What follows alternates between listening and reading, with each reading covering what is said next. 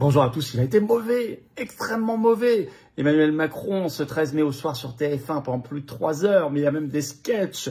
Ceci dit, c'est très intéressant, parce que dans ce qu'il a dit ou pas dit, et notamment l'Union européenne était la grande absente de cette émission, chez lui comme chez ses interlocuteurs, sur des tas de sujets différents, eh bien, il y a des vérités à aller trouver, à rétablir, et puis donc des perspectives d'action concrètes à dessiner. Et on va le faire. Et puis on va aller sur ce sujet des référendums. On nous avait promis tant et tant d'annonces sur les référendums. On va voir ce qui bloque. Et on va voir que c'est une analyse très concrète. Il y a une perle aussi sur le Covid. Là, vous allez voir, c'est assez impressionnant. On va faire thème par thème. Ça va être très concret. Et surtout, on va le transformer en action concrète. Car c'est fini. Il faut balayer tout ça. C'est fini, Macron. Il était en dedans. Il était absent. Terminé. Il faut le retirer, il faut le destituer, il faut qu'il s'en aille. Il faut remplacer par une énergie, une espérance, une force d'action, de libération nationale. Oui, nous sommes là pour la construire chaque jour avec vous davantage. Merci de partager cette vidéo pour cela. Alors, on va commencer tout de suite par l'ordre. Ils ont parlé d'abord de l'Ukraine. Ça a commencé au bout de 3 minutes d'émission par un énorme gros mensonge de Macron. Je cite, « Nous, on veut la paix ». Deuxième, juste après, les sanctions européennes contre la Russie ont été efficaces. Tellement efficaces qu'ils vont décider du 17e paquet de sanctions ce 14 mai. Et il annonce, alors, ça il faut décrypter, oui, on fera avec des sanctions américaines, parce que vous savez, aux États-Unis, les sanctions peuvent être prises pas forcément par le président, mais par le Congrès, et on travaille avec un sénateur américain, il l'a cité, Lindsey Graham. Alors, je précise que Lindsey Graham, c'est le type qui a dit qu'il fallait, il a dit ça en 2022, que les Ukrainiens se sacrifient par rapport à l'Ukraine jusqu'au dernier Ukrainien. Voilà avec qui Macron annonce faire alliance. C'est un type qui est prêt à envoyer à la boucherie des dizaines de millions de personnes. Je le dis. Alors, également, au-delà d'annonces, de mensonges et d'annonces inquiétantes, on peut relever encore cette affaire d'un mensonge. Nous avons formé une brigade entière, Anne de Kiev, donc pour l'Ukraine, qui est partie se battre sur le front. Or, toute la presse avait relevé, je vous en avais parlé à l'époque, il y a quelques mois, qu'il y avait eu des désertions par milliers dans cette brigade formée dans l'Est de la France et que ça avait été un fiasco total. Alors, il a parlé de l'envoi de troupes là-bas en Ukraine, ce qu'il appelle les forces de réassurance, des forces prépositionnées dans des endroits qui sont clés, dit-il, pour avoir des capacités de dissuasion. Ça veut dire qu'il s'acharne sur cette affaire et qu'on n'a pas fini de se battre pour la paix. Entendez-le bien, parce que vu ce qu'il a annoncé sur TF1, une des seules annonces un peu concrètes, je dis un peu parce que ça ne l'était pas vraiment, eh bien, ça veut dire qu'il a bien l'intention d'envoyer des soldats. Au passage, sur la forme, j'ai trouvé certains interlocuteurs plus pugnaces qu'on aurait pu l'imaginer face à lui, même s'ils ne sont quasiment jamais allés sur le sujet central, sur tous les sujets, vous allez voir, de l'Union européenne.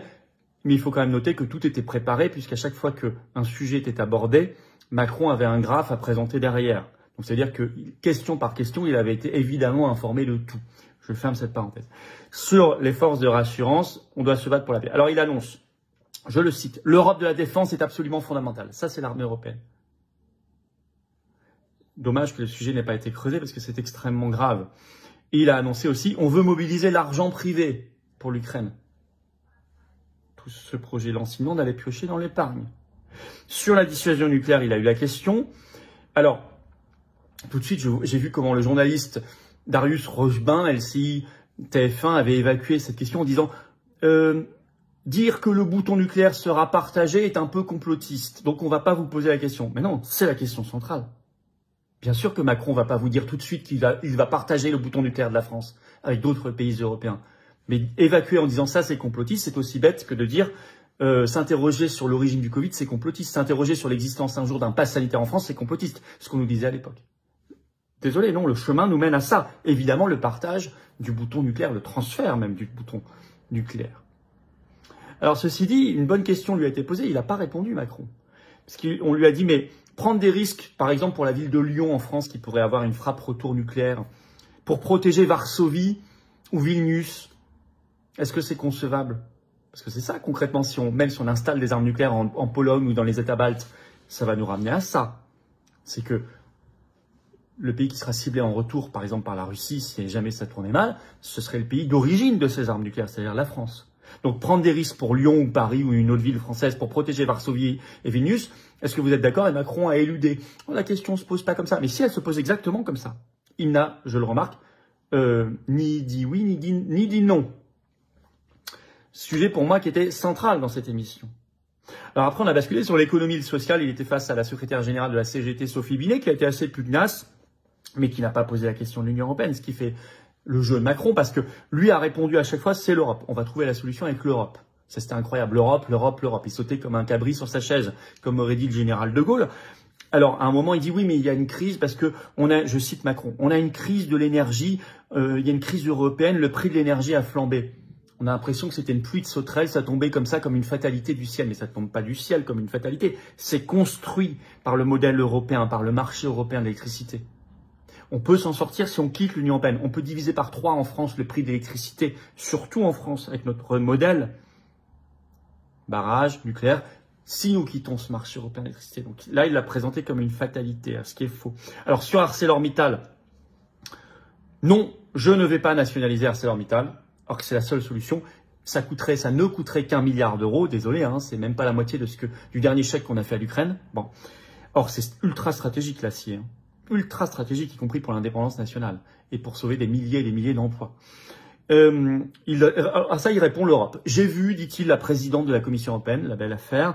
Il ajoute, il faut stopper l'acier qui vient de façon déloyale d'Asie. Alors, oui. Alors, Sophie Binet lui répond, bah, faites-le. Ce qu'elle oublie de dire, c'est qu'on ne peut pas le décider en France, puisque je vous rappelle que ça supposerait de mettre en place des quotas ou des droits de douane protecteurs. Ça s'appelle le commerce. C'est une compétence exclusive de l'Union européenne. Donc, c'est la Commission européenne qui décide, pas nous. Et ça, ni Sophie Binet, ni Emmanuel Macron, ni les journalistes ne l'ont dit. Moi, je vous le dis. On peut s'en sortir, ça veut dire. Moi, je vous propose de l'espérance. Bien sûr qu'on peut s'en sortir. Par le Frexit, on reprend en main notre commerce et donc on fait du patriotisme économique, industriel et même agricole, l'agriculture ayant été absente honteusement de cette émission. Alors, Macron ajoute même, il enfonce le clou, une réponse européenne est plus pertinente que la nationalisation. Alors que c'est déjà l'Union européenne qui nous a menés là, hein, en organisant la concurrence déloyale. Donc ça, c'est terrible. Sur Vencorex, vous savez, en Isère, ultra stratégique aussi, 5000 emplois, rien. On ne pourra pas sauver Vencorex. Alors qu'il suffit de nationaliser pendant 1 mois ou 2 cette entreprise pour ensuite trouver un repreneur français. Même ça, il ne veut pas le faire. Ça coûterait quelques dizaines de millions d'euros. Et il ajoute, réponse, j'ai cité en direct, hein, j'ai écrit en direct pour vous le redire au bon moment, je me bats pour que l'Europe protège davantage. Toujours vendre aux Français le problème comme une solution. Alors là, il y a eu un petit bug chez Macron parce que bon, Sophie Binet s'est trompée. Elle a dit la voiture, on parlait de Renault, la Zoé vient de partir pour la production en Roumanie. En fait, elle a confondu. Alors là, il y a un bug. Je vous explique pourquoi il y a un bug chez Macron parce que lui, il n'arrête pas de dire c'est l'Europe, c'est la souveraineté européenne. Il faut protéger l'industrie européenne. Donc, si une production quitte la France pour un autre pays de l'Union européenne, par exemple la Roumanie, ça ne pose pas de problème normalement à Macron puisque ça reste en Europe. Alors ça fait pas les affaires de l'ouvrier, du travailleur, de l'ingénieur français, c'est évident, mais lui, il s'en fiche, puisque ça reste dans l'Union européenne et qu'il ne parle que d'Europe. Vous voyez, quand on efface la France, quand on parle de souveraineté européenne, on en arrive à ces absurdités, où finalement, que l'emploi soit en France ou en Roumanie, pour lui, c'est pareil. Alors, en fait, Sophie Binet s'est trompée. La Zoé n'est plus produite depuis 2024, elle part pas en Roumanie, mais on aurait pu donner un autre exemple, toujours chez Renault, la Twingo électrique part en Slovénie, un autre pays de l'Union européenne. Bon, moi, je le donne à Macron, ça pose le même bug pour lui. Si vous raisonnez, et c'est un bug pour tous les Européens, si vous raisonnez en européen, comme il dit, alors que ça parte en Roumanie, en Slovénie ou dans un autre pays de l'Union européenne, ne pose pas de problème. Or, ça pose un problème à la France, évidemment. Et aux Français. Vous comprenez la nécessité de retrouver sa souveraineté. Alors là, tenez-vous bien, le clou du spectacle. Il parlait de la dette. Le Covid a coûté des centaines de milliards de dettes en plus.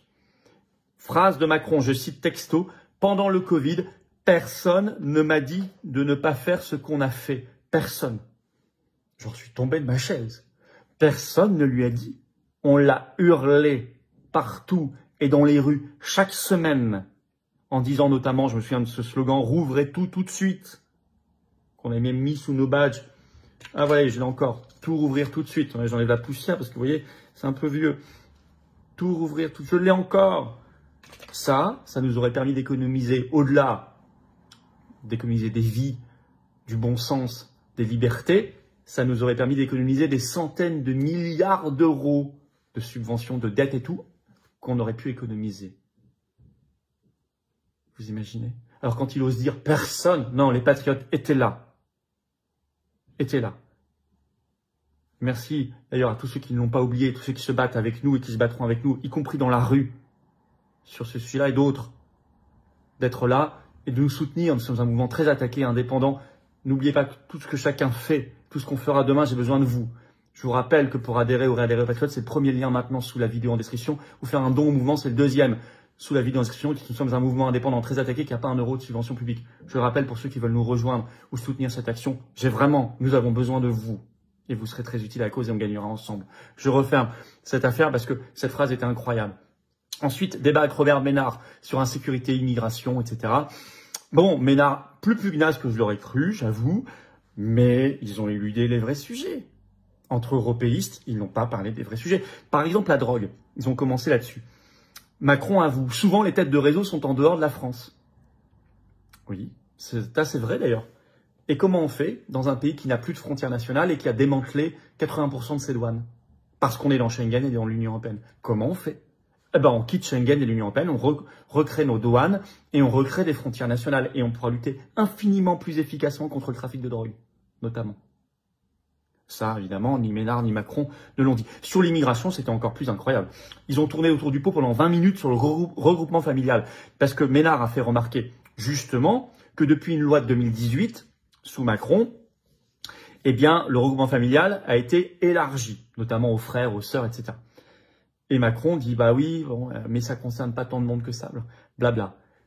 Alors là, ni Ménard ni Macron, moi, je vous donne la clé, hein, pourquoi ça a été élargi? Parce que l'Union européenne l'a demandé.